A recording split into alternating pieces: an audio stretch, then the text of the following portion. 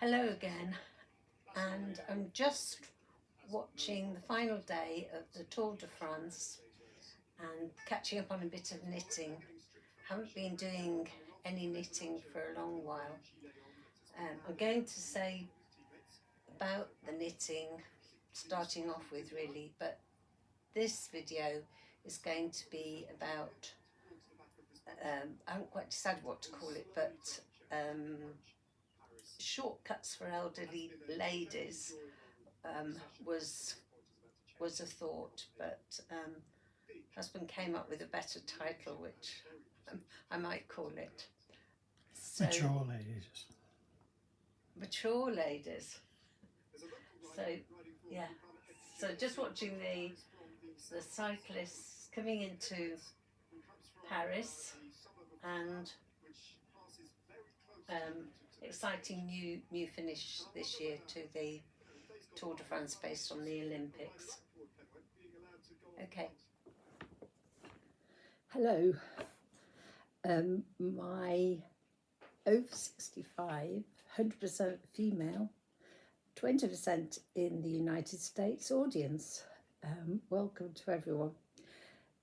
This has been a funny old week because we're dog sitting, and so all the usual routines gone out of the window and been centred around our daughter's dog, who's very good really. She's a black lab like our last dog, but you forget how strict routine they follow, and we're not as on the ball as we used to be.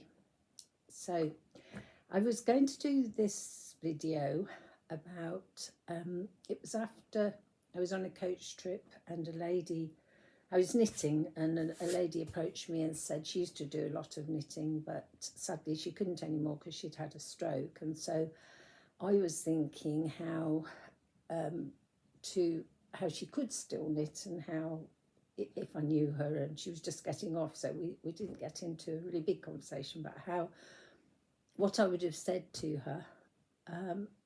And then I actually decided it would be a bit patronising of me to say, well, you could do this, because possibly she couldn't. So instead, with this video, what I'm going to call it is something like Keep On Knitting, to show my knitting through the ages and how I've adapted, and how I do intend to carry on knitting for as long as I can, because it was my first love. My grandma taught me to knit probably about age 7, and certainly at primary school. Later on I will get the patterns out and some of the things I've knitted. But today, because I'd actually made a start on this video last Sunday when the final leg of, thankfully, the Tour de France was on, I was just picking up, because watching so much television, I was picking up the knitting that I've always got on the go these days, which I like to do in bed in the morning or watching television. I don't have to think about it. It's just on a circular needle for myself, going round and round. When I get to the sleeves, I'll go round and round, increasing probably every 4th row. And then when I get to the yoke, what I'm doing at the minute actually is copying this one. I'm doing all this back to front, but I'm copying this one that I first knit when I got the wool, which I'm going to just tell you about in a minute. And so I'm doing almost an exact replica. In the olden days, I used to do a lot of, again, I'll show ones I've done years ago, the loppy sweaters in the thicker wool, and with the Norwegian, Scandinavian patterns. Again, later on in the video, I will show the patterns I've still got. But what's happened, and what I'm trying to say, is how I've adapted to just what I can do now. So, and I'm afraid it's all in my head. I just cast on this, well, in this case, I'll be doing the same amount of stitches, and I'll just read what I've done in this one till I get up to, whoops, the yoke. And then all I've done at the yoke is decrease down there. I've knit the sleeves up and then put them all on one even bigger round needle. And then this is just sort of got the idea from the Ganses, again more of those later, but it's just like a pearl. You knit on the purl row when you knit when all this is knitted round. So just to give the emphasis and just to show the different colours, and in fact what the different colours are very significant scraps, of which I've just got a bundle full here of some woad dyeing I did. Again, some, I think it was red acid dye that went very pinky. That was a bit years old. It was some hand spun, but we were plying it with cotton, so that was quite an interesting effect. And then there's a bit of I think mixed, I don't know if you can see it here, and indeed in this one I put in a bit of loppy wool, of which I've got a jumper, and it's actually chunky wool, a jumper and skirt. So there we go, but this is all later on. I'm jumping ahead and doing things in the wrong order. What I was going to start with saying, in this ancient bag I've got, daughter who's late 40s, so she always remembers this one as a child. It was my wool sack. It was when I did, used to take everything to college in this. It's just a canvas bag. I think it was an Ashford one with the handles on. So this wool sack has been carrying knitting and things for years. This wool that I bought, we were on the Isle of Wight with some friends and looking in a charity shop, and I remember they were being not of the south, thank goodness we're not all alike, but being not like me. They thought I was being very rash, I think. But it's absolutely beautiful. West Yorkshire Spinners, Blueface Leicester, and there's a little write-up about it. There was enough for 4 sweaters. And the features of the wool is being highly valued, being creamy white, silky, which it is, and lustrous, and providing some of the finest wool available in the UK today. So someone unfortunately must have bought all this. So one hank originally would have cost £6.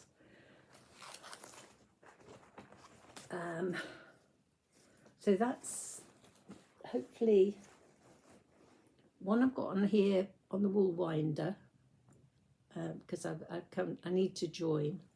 So when I knit on the round, I keep the starting, so I know that's going to be the side, and then I do try to join the wool at the side.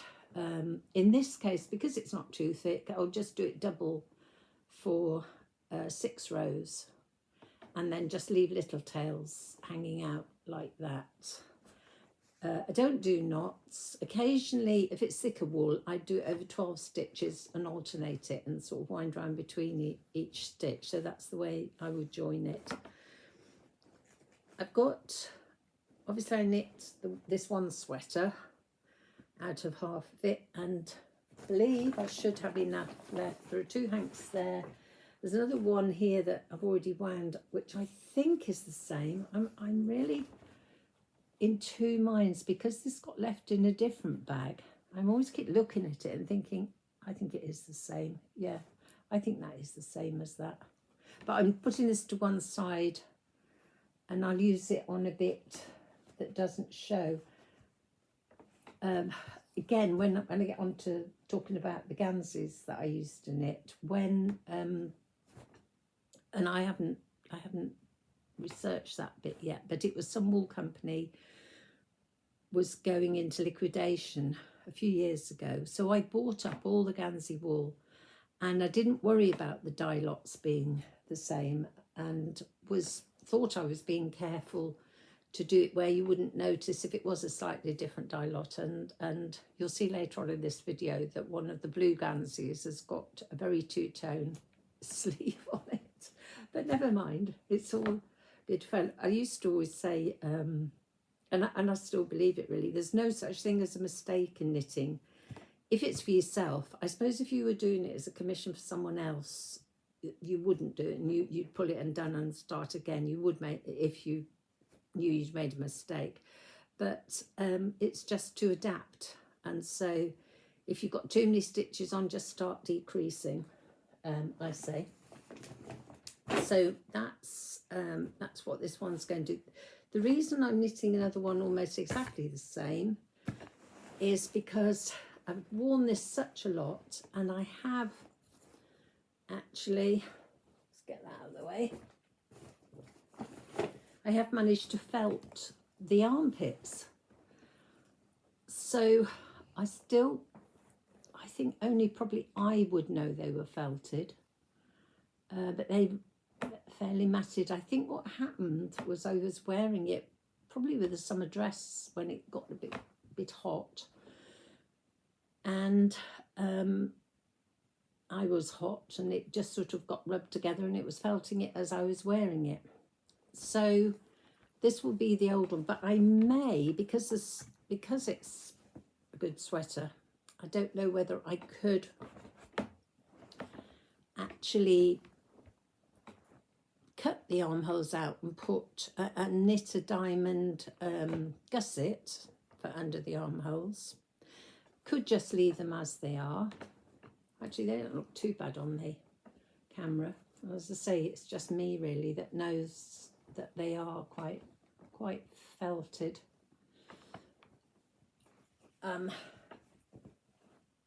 But it's just really because I enjoy having plain knitting on the go. So I was just going to say the other, I think I've used it. Yeah, I've used a bit in the top of that one, haven't I? The colour was the brown as well as the natural colour, and so I have used that just in the top bit there. This was all decreasing that I could do very easily. I did the decreasing either in between on that plain row there, and here I did the decreasing just going down there, so as they got smaller. But really I was, because it was myself, I was just doing it as I went along, and then I was quite pleased with that effect and creating sort of an Icelandic sweater, but without having to feed in colours, which I can just about do, but it's not the easy sitting knitting, which I just so enjoy that I don't have to think about, because again I do it TV or on a car journey, long car journey, if I'm not driving obviously. So I do love my knitting. So I think I've, in a rather funny order, managed to say about this for the minute, which I just wanted to do before I got too much further along on this one. But this will be an ongoing project, but I think almost up to the armholes, and I just wanted to show you. Takes me back to my childhood, but I did pick up this wool winder in there's a charity shop that does a lot of haberdashery in Wimborne, and I saw it in the window, and I thought, well, it looks like I don't know if you can see it here, but it's a lovely let me just pull that down, lovely ornamental wooden thing anyway, and it also saves. My husband's got rather arthritic fingers, so he's not although he's very patient, he's not very good at holding the wool. And I remember doing it for my gran, and then how you dipped your hands round, because we were living, well, when I was a child, went to school in Leeds, which was the centre in those days of the woolen industry, and we used to go down to Leeds Market off Briggate and buy hanks of the pure wool. But they were still in the hanks, and the first thing, if Mum was knitting as a school jumper or something, some reason, instead of doing it as she went along, we had to sit as kids, and she wound them all.